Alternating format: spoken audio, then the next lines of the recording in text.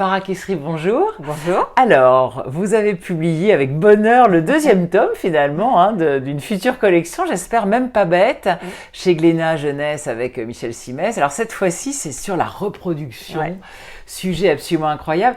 Rien que la séduction, mais c'est un délire la séduction, parce qu'il y a une multitude de façons de séduire chez les animaux. C'est vrai, on retrouve les rois de la frime, les rois du ring, les rois de la piste, ceux qui jouent au joli cœur, etc. Et c'est vrai qu'ils ont les animaux ont des stratégies pour séduire qui peuvent être une source d'inspiration pour nous les humains. D'ailleurs, même surtout pour les oiseaux. Messieurs, prenez-en de la graine. Les oiseaux qui jouent, les oiseaux séducteurs qui jouent les jolis cœurs, franchement, c'est quand même pas mal. Moi, je serais une femelle oiseau, j'aimerais bien. Alors, vous parlez justement dans les oiseaux du paradisier grand émeraude qui arrive à se placer dans la lumière. Il faut le faire parce que c'est très compliqué en fait de se placer dans la bonne lumière. Ce qui est étonnant, c'est qu'il a conscience qu'il faut aller chercher la lumière pour se mettre en valeur. Comme c'est un très grand oiseau avec des plumes d'ornement qui sont un peu fauves, un peu orange, blanc, avec une belle traîne qui peut vraiment attirer l'attention des femelles, eh bien, qu'est-ce qu'il fait? Il va se placer sur la plus haute branche à la recherche d'un rayon lumineux pour que ces couleurs soient plus flamboyantes. Et en plus, ce qui est vraiment assez astucieux avec les paradisiers, c'est que les autres oiseaux vont avoir un système de hiérarchie.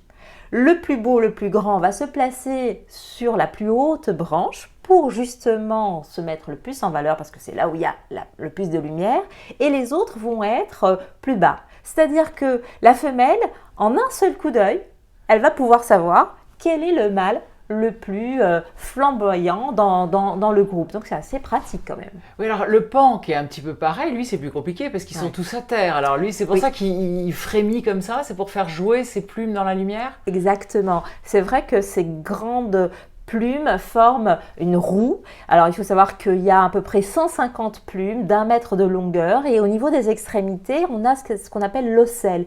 L'ocelle, c'est comme cet œil qui va se mettre, enfin les plumes vont commencer à vibrer, il va frétiller, bouger, et on va voir... Vous faites très bien le pan. Je fais la panne aussi très bien.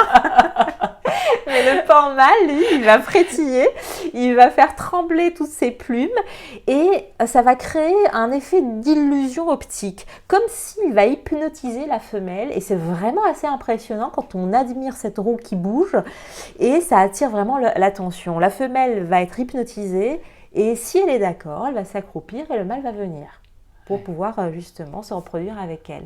Et on a remarqué qu'au niveau des plumes, c'était une structure assez particulière au niveau des plumes des oiseaux qui ont beaucoup de couleurs. C'est comme des mini-cristaux qui vont justement travailler comme un prisme de lumière. La lumière blanche va traverser ce cristal et va casser, diffracter la lumière. Et on va avoir ce répertoire de couleurs sublime. C'est pour ça que vous avez des pans qui sont pas, vous avez différentes espèces de pans, ils n'ont pas tous exactement la même couleur en fonction des régions, et la couleur, c'est vraiment un signal visuel extrêmement fort de séduction. C'est un signal qui va aussi donner une information sur la santé de l'animal. Si les couleurs sont flamboyantes, c'est-à-dire qu'il a un bon système immunitaire, et ça aussi, c'est un facteur de séduction.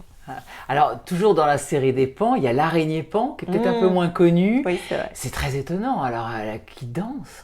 Absolument, elle va remonter son postérieur. C'est son postérieur qui est très coloré et qui a à peu près le même répertoire de couleurs qu'un pan. Et c'est pareil, c'est le même principe. Elle relève son postérieur et elle le fait frétiller. Comme ça, et donc ça crée aussi un tremblement. Ce tremblement de couleur va hypnotiser la femelle, qui est très souvent beaucoup plus grande que le mâle, pour que le mâle puisse tout de suite aller copuler et transmettre ses spermatozoïdes, parce que sinon il risque un peu sa peau. Alors, vous parlez aussi beaucoup de tous les petits rigolos, les petits malins qui entubent un peu le partenaire, et notamment la sèche. Alors, la sèche, lui, c'est vraiment certain. Il faut savoir que c'est vrai que quand on n'est pas beau, pas fort, qu'on n'a pas un talent particulier, ni un chanteur, ni un danseur... Vous pensez à quelqu'un de précis? mais bon, mais il y en a, il suffit peut-être certains font rire chez les humains. Et ben chez les seiches et peut-être aussi chez les crabes violonistes, oui, ils vont utiliser la ruse. Il faut être malin parce que même l'intelligence est un facteur de séduction. Par exemple, chez la seiche, eh bien, parfois, il y a des seiches mâles qui sont plus petits, pas assez forts, pas assez flamboyants que les grands mâles forts du groupe.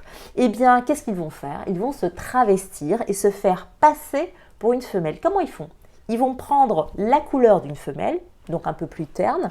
Ils vont rassembler leurs tentacules et les regrouper et les recourber exactement, prendre la même posture qu'une femelle.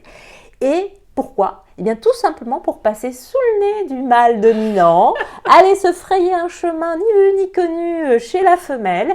Et cette femelle-là, forcément, elle va reconnaître que c'est bien un mâle, mais elle va quand même l'accepter. Pourquoi? Eh bien, parce qu'il est rusé. Et comme je le disais tout à l'heure, la ruse, c'est un facteur de séduction parce que ça prouve l'intelligence et ça veut dire que ces petits, peut-être, seront aussi malins. Ils résisteront comme ça au monde cruel sous-marin.